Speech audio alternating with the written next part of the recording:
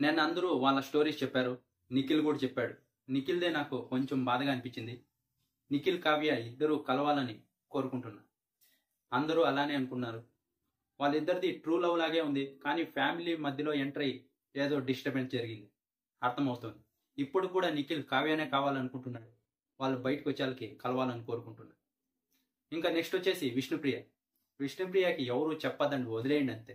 ఇంకా నేను పృథ్వీ కోసమే, ఇంకా నేను వెళ్ళిందే పృథ్వీ కోసమే అన్నట్టు ఆడుతుంది. మీరు మళ్ళీ వెళ్ళి చెప్పి ఇంకా అనవసరం. రవి గారు అంత చెప్తున్నారు, పట్టించుకోలేదు. ఇంకా వాళ్ళ చెల్లెలు అయితే డైరెక్ట్గా వేసింది ఇండివిజువల్ గేమ్ ఆడు అని. ఇప్పటికైనా నాకు తెలిసి ఖచ్చితంగా అర్థమైండదు.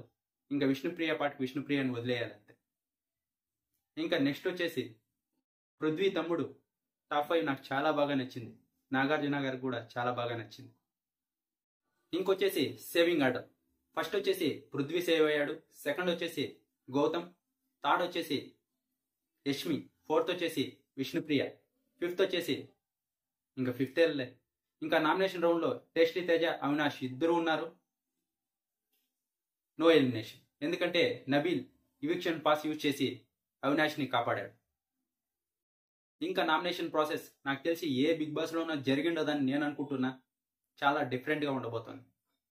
ఎలిమినేట్ అయ్యారు కదా, ఆ కంటెస్టెంట్స్ వచ్చి ఇప్పుడు లోపల ఉన్న వాళ్ళని నామినేట్ చేయబోతున్నారు. సోనియాదైతే నామినేషన్ చాలా ఇంట్రెస్టింగ్గా ఉండబోతుంది.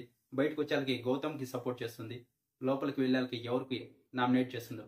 నిఖిల్కి గనక నామినేట్ చేస్తే నిఖిల్ ఏమైపోతాడు? అర్థమైంది కదా ప్రాసెస్. ఎలిమినేట్ అయిన వాళ్ళు వచ్చి లోపల ఉన్న వాళ్ళని నామినేట్ చేస్తారు. చాలా ఇంట్రెస్టింగ్గా ఉండబోతుంది.